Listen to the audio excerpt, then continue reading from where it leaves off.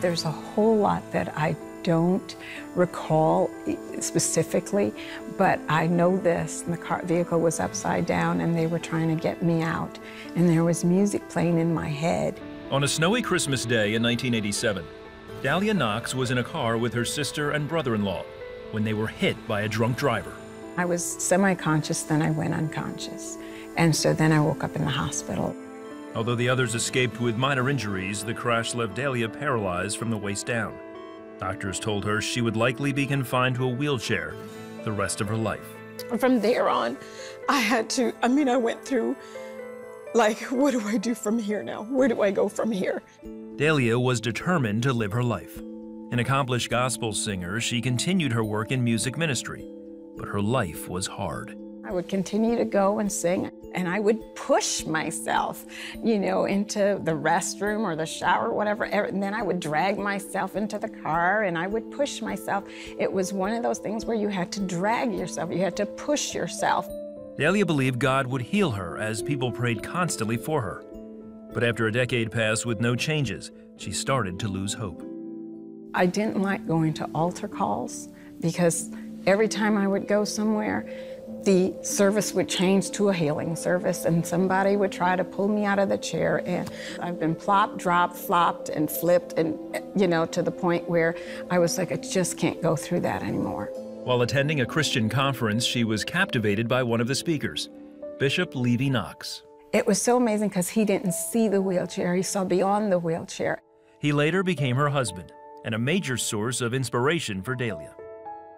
I remember him taking me in front of the mirror at home and holding me up and just say, I want you to see yourself standing.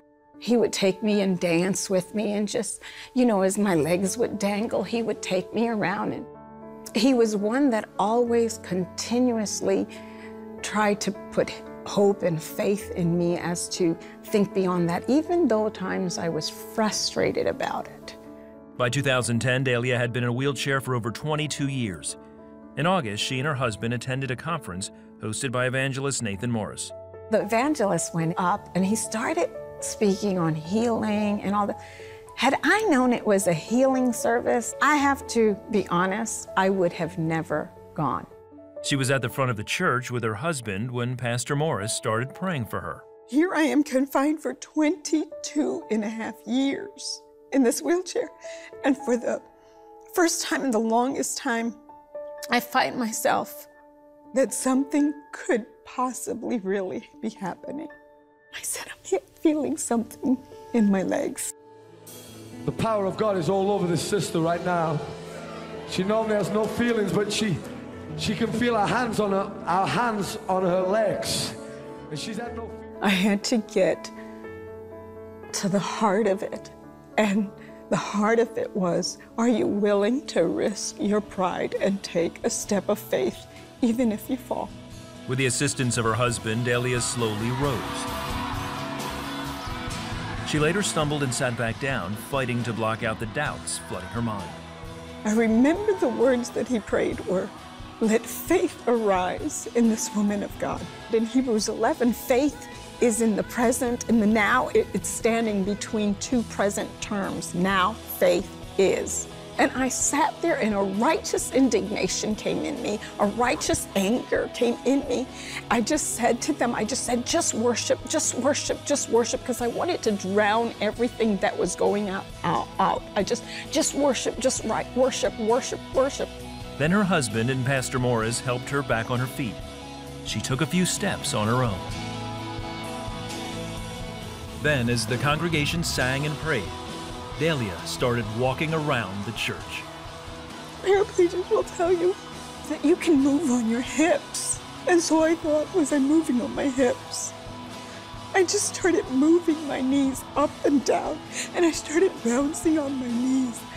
It was like the awakening. This is really happening. She began to take those steps and began to walk.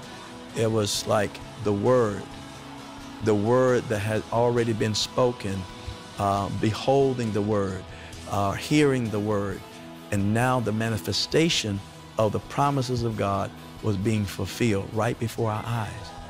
It was phenomenal. It was It was life-changing for us. Over the following weeks, she says God began to strengthen her legs. 3 weeks later, she walked in front of her own congregation for the first time. Today, Delia leads worship at Living Word Christian Church in Mobile, where her husband is the pastor. She also dances with him every chance she gets. The miracle is the journey, is not the moment. It's the journey of recognizing who God is. If he would have never healed me, I would still be pushing through to get into his face. Because it's not about the healing, it's about the journey of knowing that God is there for us.